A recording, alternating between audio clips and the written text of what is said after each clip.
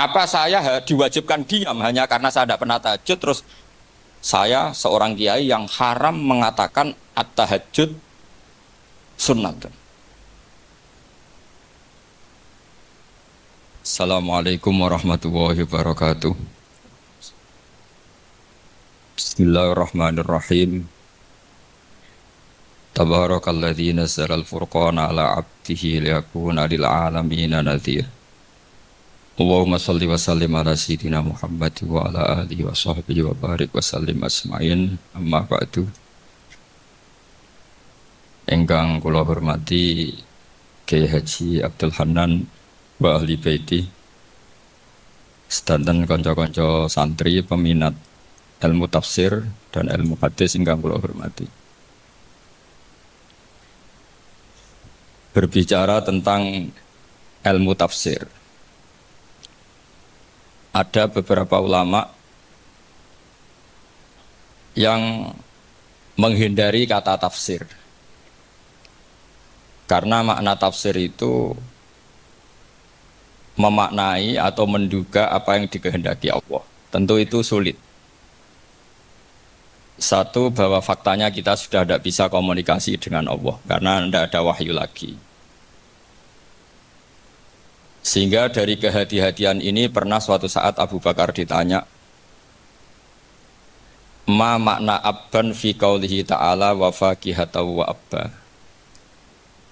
Beliau menjawab, saya tidak lagi pantas hidup di atas bumi, di bawah naungan langit, jika saya mengatakan naqulu fil Quran, jika saya harus berpendapat tentang Quran apa yang tidak saya ketahui. Itu kehati-hatian yang dilakukan Sayyidina Abi Bakrin As-Siddiq.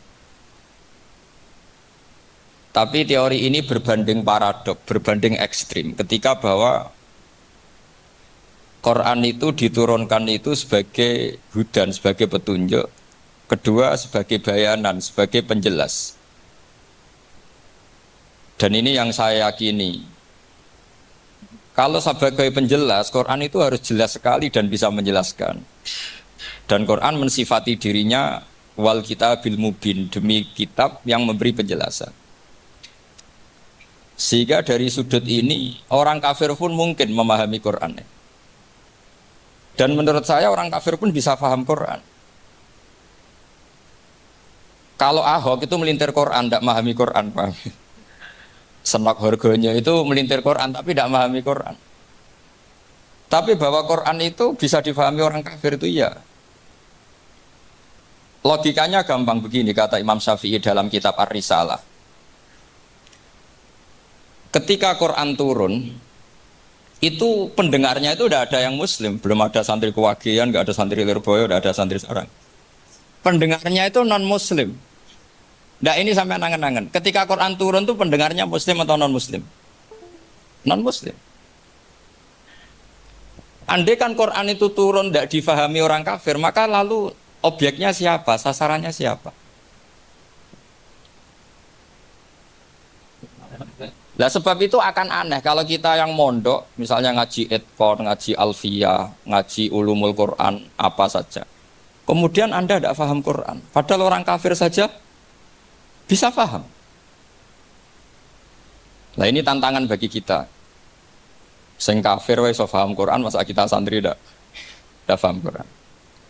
Makanya begini, di antara awal-awal periode Makkiyah ada surat disebut Qul ya ayyuhal kafirun. Katakan Muhammad ya ayyuhal kafirun. Karena mukhotabnya atau lawan dialeknya Nabi adalah orang-orang apa? Kafir. Mereka paham ketika dijelaskan Quran, paham. Dan sebagian mereka menjadi mukmin karena paham. Itu termasuk isi makalah yang saya utarakan di sini. Mereka tanya, ya Muhammad, siflana robbak, amin dahabin, amin nuhasin, amin hajarin. Karena orang kafir jahiliyah itu punya tren, yang namanya Tuhan itu fisik. Mereka punya Lata, punya Uzza, punya Hubal.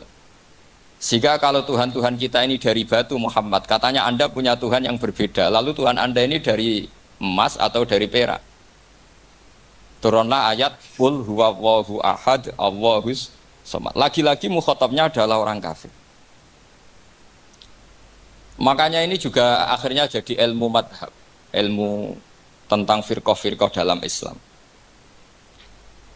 Bahwa kesalahan terbesar orang Khawarij, sebagaimana yang dikutip Imam Bukhari, nanti saya cari di juz 4 atau di juz 3, pokoknya di bab Babu Qitalil Khawarij, karena Imam Bukhari punya adat diulang-ulang.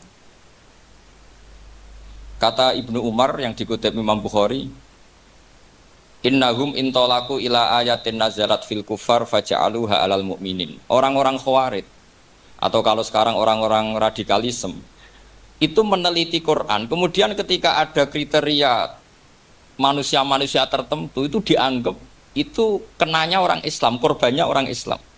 Padahal awal mula ayat ini turun untuk orang kafir atau kritikan pada orang kafir. Ini cilaka betul. Karena logikanya seperti yang dikatakan Imam Syafi'i, ketika Quran turun, ini nggak ada orang Islam, yang ada orang kafir. Sehingga mukhatabnya adalah orang kafir. Tapi ayat-ayat ini nanti dipakai Khawarij untuk mengcounter orang Islam. Sehingga mereka mudah mengkafirkan kita, karena pakai ayat yang dari awal Allah mengkafirkan orang kafir, sekarang ayat itu dipakai mengkafirkan orang Islam. Ini saking gebleknya orang apa? Khawarij. Makanya kata kitab Fathul Bari yang menyarai Bukhari itu, yang mendorong orang Khawarij seperti itu adalah jahluhum bisyariah. Memang mereka benar-benar bodoh, benar-benar goblok. Misalnya misalnya kita kiai atau kita ma'arif atau kita santri atau kita orang soleh, kemudian kita tidak bisa melakukan apa yang kita katakan. Terus kita oke lah, kita kena kritik misalnya atakmurunan nasa bil birri apa? Watan sauna anfusakum wa antum taslunal kitab. Terus kita katanya bisa ngomong tapi tidak bisa melakukan, terus dikritik dengan ayat itu mestinya tidak tepat. Karena itu asbabil nuzulnya adalah orang-orang Yahudi, karena tahu bahwa sifat Rasulullah itu ada di Taurat, mereka menyuruh keluarganya itu masuk Islam, tapi mereka sendiri tidak mau Islam. Kemudian turunlah ayat atakmurunan nasa bil birri wa tansawna anfusakum wa antum taslunal kitab afala ta'qilun. Sekarang perbandingannya begini. Misalnya ada orang Islam, taruh saja Zaid. Zaid itu maling. Ya maling, konsisten dia malingnya sampai tua. Terus menurut Anda Zaid yang muslim ini, muslim, Zaid itu muslim tapi maling. Jangan bilang maling tapi muslim, dia itu ya. Kemudian Zaid bilang ke anaknya, "Cung, kowe aja dadi maling, dadi santri sing soleh, sing maling bapak tok." Ndak. Ini menurut analisis usul fikih. Ngomongnya Zaid itu benar apa salah? Benar kan? Nasihatnya ya benar, ngomongnya juga. Kamu tidak bisa ngeritik Zaid. Kamu bisa ngomong tapi tidak bisa melakukan, tidak bisa. Fa innal amra bil ma'ruf wajib. Wal qawla bil ma'ruf ya wajib. Wal qawla bil haqqi ya wajib. Jadi itu hal yang berbeda. Misalnya fa innal amra bil ma'rufi wajibun, memerintahkan barang baik itu baik. Wa innal qawla bil haqqi ya wajib, mengatakan yang hak itu ya wajib. Berarti Zaid tetap kena khitab. Kamu harus nasihati anak secara benar. Kamu juga harus ngomong hukum secara benar. Lalu ketika Zaid ngomong hukum secara benar, cung ojo maling, maling ku dosa. Cung ojo nerusno profesine bapak maling, maling itu tidak benar. Dia berarti sudah melakukan dua kebenaran, yaitu ngomongnya benar, nasihatnya benar. Dia salah, perilakunya tetap maling. Tapi jangan karena dia maling lalu omongannya enggak salah juga, berarti salahnya malah 3. Makanya ini pentingnya ngaji sama ulama, sama ahli usul fikih. Jadi tidak bisa dicampur adukkan. Zaid gagal dalam perilaku, tapi jangan gagal lagi di nasihat. Nanti kalau dia tidak nasihati, maka anaknya terus maling, alasannya niru bapaknya. Karena bapaknya kalau mau nasihati nanti disemprit sama santri-santri. Pak, sampean ra oleh nasihati anak ra sama maling sampean dhewe. Maling, oh tidak bisa cara usul fikih. Itu malah yudroku kulluh, la yudroku napa? Kulluh, atau bahasa populernya al-maisur la yasqutu bil maksud. Misalnya kita sebagai kiai hanya bisa takrib, hanya bisa jurumiyah. Apa yang muda Fathul Mu'in cek abote. Bulet maknane bulet. Kamu ndak boleh ngomong gini, Cong. Kowe sebagai muridku kudu nurut aku. Nak gurumu goblok tok takrib, kowe tok takrib wae. Gak oleh ngelangkai guru, gak sopan gitu misalnya. Gak boleh gitu. Tetap kita ngomong, Cong. Kowe aja koyo aku. Kowe kudu alim Fathul Mu'in, alim Fathul Wahab. Sama ndak bisa protes. Guru sendiri ndak bisa, ndak bisa. Kebenaran tetap sebagai kebenaran meskipun kita ndak kuat melakukan atau ndak bisa. Lagi-lagi ayat itu sebenarnya ada untuk kita, untuk orang Yahudi, ta'murunan nasa bil birri wa tansawna anfusakum wa antum taslunal kitab. Sebab itu istidlal dengan Quran itu memang resikonya tinggi kalau tidak bagi mutabakhir, karena ya itu tadi. Ini harus ada pengetahuan yang luas tentang asbabun nuzul, tentang kriteria. Nah, kalau terpaksa, saya katakan terpaksa, kalau terpaksa kita itibar itu boleh, tapi itu terpaksa. Bahwa Allah mengkritik orang yang bisa ngomong tapi tidak bisa melakukan. Tapi itu secara usul fikih itu runyam. Teori ini runyam sekali, fatal. Sama lihat tuh di kitab Bajuri atau di kitab-kitab fikih yang lain. Ketika Shahibil Burdah atau Shahibil Bur'ah itu yang Imam Busiri itu Muhammad bin Busiri. Ini ku salah nama tapi kadung populer. Jadi sebetulnya Imam Busiri itu Shahibil Bur'ah bukan Shahibil Burdah, tapi kadung terkenal Burdah, kita ikut-ikutan apa? Burdah. Imam Busiri itu ngeluh, saya ini orang yang banyak kesalahan. Di antara salah saya adalah saya bisa ngomong tapi tidak bisa melakukan. Yaitu saya ngomong misalnya orang supaya tahajud, saya tidak tahajud. Saya ngomong orang supaya sholat sunat, saya nggak pernah sholat sunat. Itu sarahnya itu yang menyarai itu kan Imam Bajuri itu, yang sarah Burdah. Itu mengkritik begini. Kalau Anda ngendikan itu fi ma'radi dzammin nafsi, yaitu dalam konteks Anda mengkritik diri sendiri oke. Tapi omongan Anda salah. Karena secara usul fikih fatal. Fatalnya begini. Misalnya saya nggak pernah tahajud, ya mungkin itu nyata, mungkin itu nyata. Apakah kemudian saya tidak boleh mengatakan at-tahajjudu sunnatun? Apa saya diwajibkan diam hanya karena saya tidak pernah tahajud, terus saya seorang kiai yang haram mengatakan at-tahajjud sunnatun? Saya harus tetap mengatakan kalau tahajud itu sunat. Saya kalau punya santri tetap saya bilang, Cong, napas nganggur yuk, tahajud. Tahajud itu sunat. Karena mengatakan kebaikan pasti bagian dari kebaikan itu sendiri. Makanya kata Imam Bajuri, fakaifa yakunul amru bil ma'rufi mazmuman. Bagaimana mungkin sesuatu yang jelas baik karena memerintahkan kebaikan mazmuman menjadi sesuatu yang tercela hanya karena yang mengatakan tidak melakukan. Fa innal fi'la ya amrun wal hukmu ya amrun akhar. Itu beda. Jangan karena Anda tidak minum teh karena diabetes, terus Anda kalau ada tamu tidak disuguhi teh. Karena saya sendiri tidak minum teh. Wah ya repot kalau begitu. Nah itu lagi-lagi tadi orang Khawarij salah ketika mengartikan ayat yang harusnya objek kritiknya itu orang kafir, kemudian karena Quran lama sekali dibaca orang Islam, sampai orang itu lupa kalau Quran awalnya turun diantaranya adalah membenahi akidahnya orang kafir, sehingga korbannya orang Islam. Itu mirip seperti cerita kita ya, santri-santri itu kalau punya musuh, itu baca Hizib Nasr. Dulu pengarang Hizib Nasr itu musuhnya orang fasik, sehingga dihizib. Santri ora di musuh wong fasik, duwene kancane dhewe, akhirnya kancane yang kena hizib. Nah ini penting saya aturkan ya, sama seperti itu. Lama sekali Quran itu hanya dibaca orang Islam dan komunitasnya Muslim. Sehingga seakan-akan semua kritikan Quran itu pada orang nopo Islam. Padahal jelas Quran ada kul ya ayyuhal kafir. Jelas mukhatabnya orang kafir. Sabda kata lakum dinukum waliyadin. Nah ini penting kalau aturakan. Makanya kalau melihat itu, Quran jelas bisa difahami orang kafir. Bahkan banyak orang kafir yang menjadi Muslim karena faham maknanya apa? Faham maknanya Quran. Itu jelas sekali. Itu masyhur sekali dialeknya Nabi dengan Walid bin Mughirah, dengan Utbah, dengan banyak sekali termasuk dengan Abu Jahal, dengan Abu Lahab. Bahkan orang-orang kafir Quraisy itu menyewa namanya Musailamah Al-Kadzab. Kalau di sini umumnya baca Musailamah apa Musailimah? Trennya di sini. Pakai fathah ya.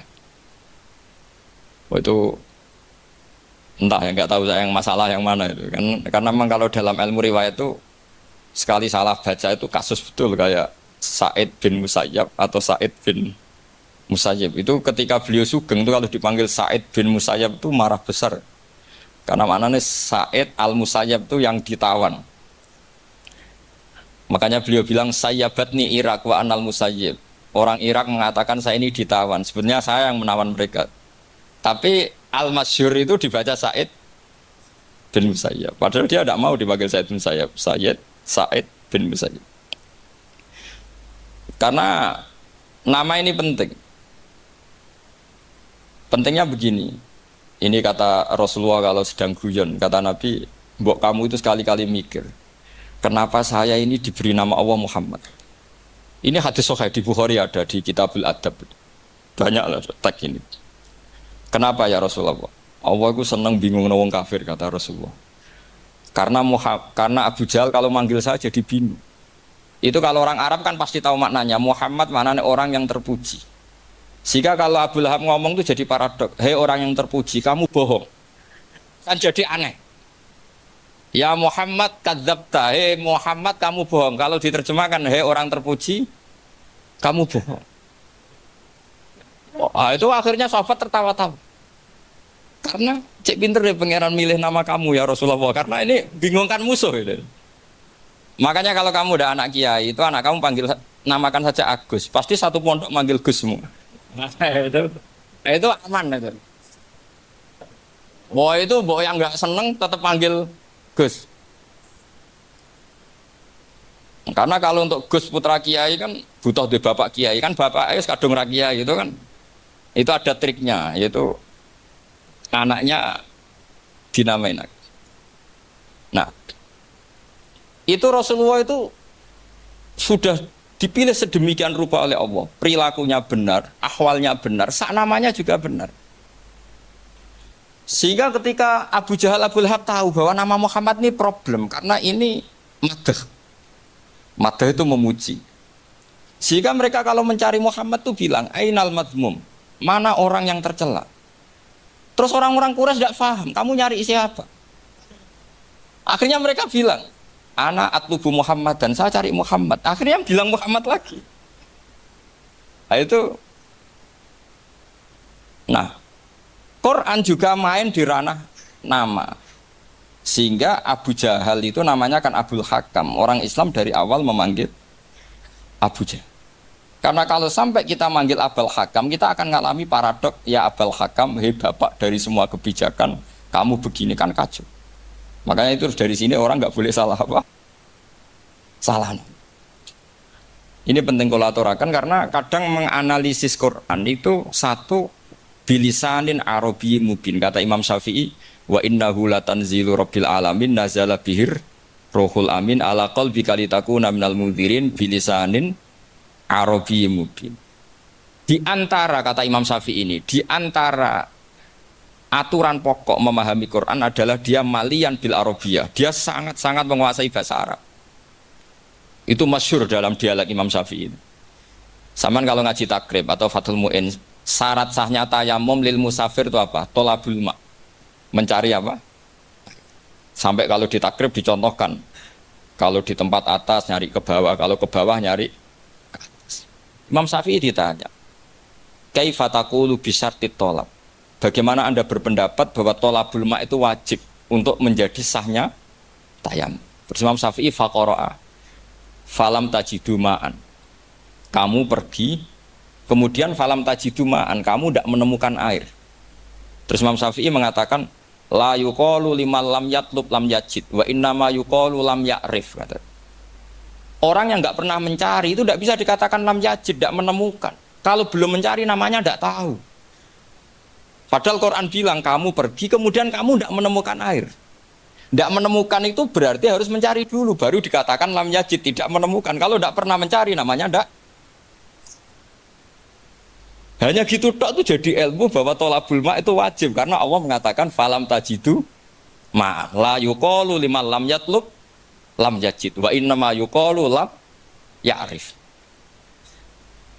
Orang dikatakan tidak menemukan berarti setelah mencari kemudian kesimpulannya tidak menemukan. Kalau belum mencari namanya apa? Tidak tahu. Nah, dari sini Imam Syafi'i istidlal wajib tolabul. Ini namanya malian bil arabiyah. Dia menguasai bahasa Arab. Begitu juga ulama-ulama sufi. Itu ada cerita Bayazid Al-Bustami itu ada muridnya baca ayat wasiqal ladzina taqaw rabbahum ilal jannati zumara. Orang-orang takwa itu digiring menuju surga. Itu dia nangis. Muridnya kaget. Ini guru saya tidak benar, ini ada cerita surga tapi dia malah nangis karena ayatnya itu digiring. Terus kata Abu Yazid, mereka itu di mana saja. Masa ke surga aja butuh digiring? Ke surga itu kan nikmat, ngapain butuh digiring? Saya tidak mau, kata dia. Abu Yazid itu gak mau digiring ke surga, itu gak mau. Muridnya kan tambah kaget. Memangnya mau neraka kan gitu pikirannya itu. Ternyata beliau jawabnya sederhana. Saya pas itu sudah dekat sama Allah sehingga tidak perlu digiring. Kemudian saya sudah panitia kiamat pas itu, jadi tidak perlu digiring. Nah ini nanti penting jadi satu aturan ilmu ulumul Quran. Saya di rumah itu istiqomah ngajar Qawaidul Asasiyahnya Said Muhammad yang dulu ditulis abahnya Zubdatul Itqan oleh Said Alawi. Kemudian Zubdatul Itqan itu tentu dari kitab Itqan. Terus Said Alawi dulu ngarang kitab Faidul Khobir, sarannya Faidul Khobir sama Sayyid Muhsin Al-Musawab. Dulu dari Padang, tapi hidupnya di Mekah. Saya dulu talaki sama Mbah Mun. Itu ternyata ada ayatnya. Innal muttaqina fi jannati wa nahar fi maq'adi sidqin 'inda malikim muqtadir. Sekarang sampean saya tanya. Menurut Anda semua orang kena hisab enggak? Enggak, sampean jawab saja. Menurut Anda ketika di mahsyar semua orang kena hisab apa enggak? Pasti kita menjawab iya. Tapi kata Said Muhammad, itu keliru. Enggak kebayang orang seperti Nabi kena hisab. Pasti yang kena hisab itu orang-orang yang enggak jelas. Nah, misalnya Nabi jelas baiknya, harusnya ya langsung enggak kena hisab. Karena enggak mungkin seorang saksi kok diaudit, enggak mungkin. Lo saksi itu di pengadilan kan enggak tersangka, enggak terdakwa. Dia enggak boleh diintervensi oleh hakim. Nah, Rasulullah ketika kiamat, ketika fil mahsyar, fi faslil qada itu jelas. Fa kaifa idza ji'na min kulli ummatin bisyahidi wa ji'na bika ala haula'i syahida. Rasulullah sudah dekat Allah, pas mahsyar itu ada Allah, ada Rasulullah, ada Jibril. Kemudian Nabi itu mengidentifikasi. Ditanya sama Allah, bener mat ini umatmu? Ya, niki umatmu ya. Kalau yang enggak jelas ya Nabi lama jawabnya. Makanya kamu jangan jadi orang enggak jelas. Nah, itu kalau sekali enggak jelas itu Nabi lama sekali jawab. Nah, artinya begini, yang kena hisab itu meskipun kata Said Muhammad, meskipun Dhahirul Quran itu menetapkan asbata umumal hisab, tapi zahirnya Quran yang sama juga menafikan hisab. Ya itu karena enggak mungkin, enggak kebayang kita malaikat berani menghisab afdhalul khalqi. Sama bisa bayangkan malaikat mengaudit Rasulullah SAW.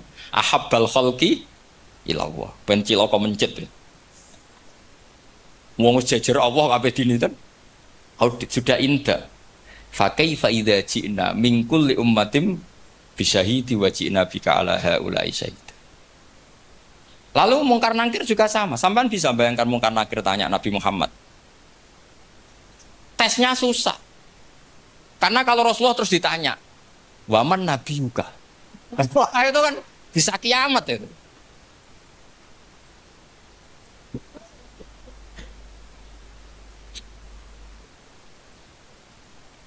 Paham ya? Makanya kata Said Muhammad, ini kan teman-teman tanya, biar caranya alim tafsirnya saja, sarannya satu hafal Quran, dua hafal Sahih Muslim, tiga semua orang sudah mati, tinggal kamu yang alim. Nah, itu. Oh itu mesti aman itu. Nah kalau sampean tanya saya, Apa buktinya Gus kalau orang tertentu tidak kena hisab? Ya buktinya tadi misalnya innalladzina qalu rabbuna Allahu tsummas taqamu tatanazzalu alaihimul malaikatu alla takhafu wala tahzanu wa absyiru. Mungkar nakir adalah malaikat penakut membawa ketakutan. Sementara para wali ini jelas malaikat kena konstitusi. Malaikat harus mengatakan ke para wali alla takhafu wala tahzanu. Padahal Nabi tentu Sayyidul Awliya. Para wali saja malaikat kena aturan kamu harus bilang Allah takhafu wala tahzanu wa absyiru. Hei para wali, kamu jangan susah, jangan gentar, kamu harus gembira. Kamu bisa bayangkan misalnya mungkar nakir bawa godok atau orang kalau dipukul ajul sak walang-walang. Kemudian kamu bayangkan si Abdul Qadir ngalami itu, Abdul Hasan Asadali ngalami itu, Abu Yazid Al-Bustami. Kalau itu ngalami gitu semua, ngapain kita jadikan mursyid? Kan sama nasibnya dengan kita. Nah, Zahirul Quran mengatakan asbatal hisab. Tapi Zahirul Quran di ayat yang lain lam yusbit al hisab. Makanya tadi umumul Quran juga ditaksis dengan muqayyid. Yang mutlak ditaksis dengan yang muqayyad. Yang mujmal ya sama seperti itu, aturannya seperti itu, ditafsil sama yang mufassal. Sama orang kafir yang jelas, sampean bisa bayangkan malaikat ngaudit Fir'aun. Cek kurang penggaweane. Jelas eleke kok di audit. Misalnya Abu Lahab di audit, oh malaikatnya celaka mencet. Berarti dia agak percaya sama pernyataan Tuhan tabat yada abi lahabim. Malaikat kok ngaudit Abu Lahab. Mungkin Gusti kula ceke. Nak menawi wonten api. Lho ki ora tau ngaji Quran tapi wong ayate tabat yada kok cek di.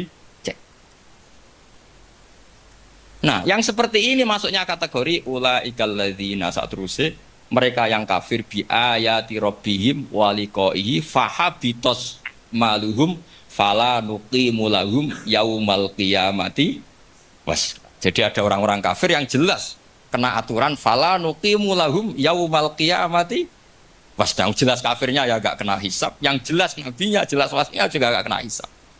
Yang kena kita di tengah-tengah. Tapi ilmu itu ikut mainstream karena semua orang bilang ada hisab ya kita ikut-ikut bilang ya sudah gitu saja. Tapi kalau aslinya ya rapati percaya. Umumnya uang gerono mati ditalkin ya kita melok-melokan nalkin. Tapi kalau kadang ya gak kebayang. Piye nak wali-wali ditalkin. Makanya ada di dunia wali itu ada cerita Rabi'ah Adawiyah itu termasuk keramat beliau itu. Kalau Imam Sibawi kan dalam cerita wali kan ditanya marabbuka.